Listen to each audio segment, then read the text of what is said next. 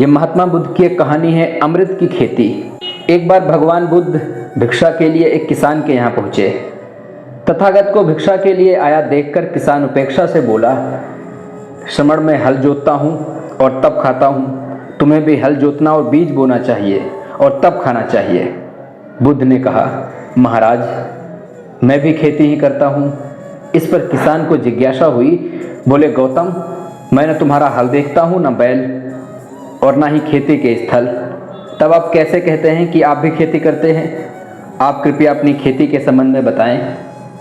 बुद्ध ने कहा, महाराज मेरे पास श्रद्धा का बीज तपस्या रूपी वर्षा, प्रजा रूपी जोत और हल है, पापी रूपता का दंड है, विचार रूपी रस्सी है, स्मृति और जागरूकता रूपी हल की फाल और पेनी है। मैं वचन और कर्म में संयम रखता हूँ। मैं अपनी इस खेती को बेकार घास से मुक्त रखता हूँ और आनंद की फसल काट लेने तक मैं इसमें प्रयत्नशील रहता हूँ। अप्रमाद मेरा बैल है, जो बाधाएं देखकर भी पीछे नहीं मुड़ता। वो मुझे सीधा शांति धाम तक ले जाता है। इस प्रकार मैं अमृत की खेती करता हूँ। ये महात्मा बुद्ध की एक कहानी है, मृत्यु के उपरांत क्या। एक बार बुद्ध से मलुक पुत्र ने पूछा, भगवान आपने आज तक ये नहीं बताया कि मृत्यु के उपरांत क्या होता है। उसकी बात सुनकर बुद्ध मुस्कुराए। फिर उन्होंने उससे पूछा, पहले मेरी एक बात का जवाब दो। अगर कोई व्यक्ति कहीं जा रहा हो और अचानक कहीं से आकर उसके शरीर में एक विष बुझा बाढ़ घुस जाए तो उसे क्या करना चाहिए? सबसे पहले शरीर में घुसे बाढ़ को हटाना ठीक रहेगा, या फिर देखना कि बाढ़ किधर से आया है और किसे लक्ष्य कर मारा गया है?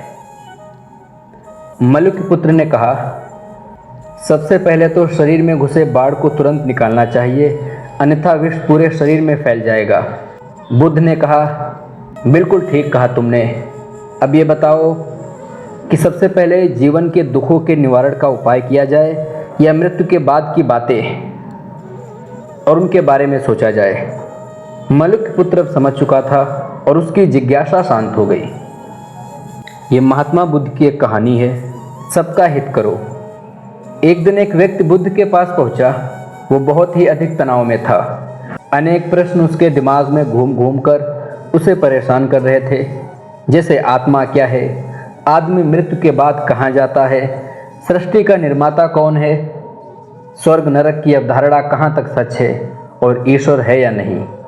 उसे इन प्रश्नों के उत्तर नहीं मिल रहे थे। जब वह बुद्ध के पास पहुंचा तो उसने देखा कि बुद्ध को कई लोग घेर कर बैठे हैं। बुद्ध उन सभी के प्रश्नों का, जिज्ञासाओं का समाधान अत्यंत सहज भाव से कर रहे हैं।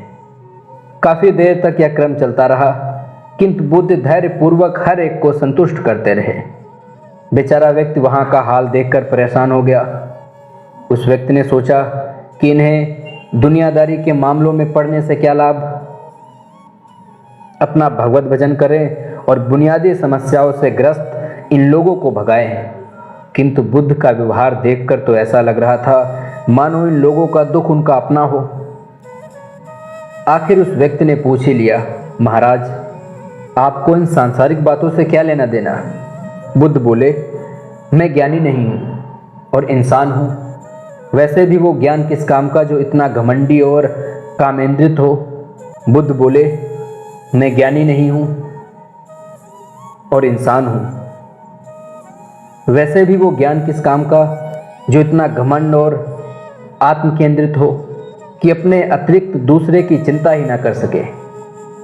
और ऐसा ज्ञान तो अज्ञान से भी बुरा है। बुद्ध की बातें सुनकर व्यक्ति की उलझन दूर हुई। उस दिन से उसकी सोच व आचरण दोनों बदल गए। इस कथा का सार ये है कि ज्ञान तभी सार्थक होता है जब वो लोक कल्याण में संलग्न हो।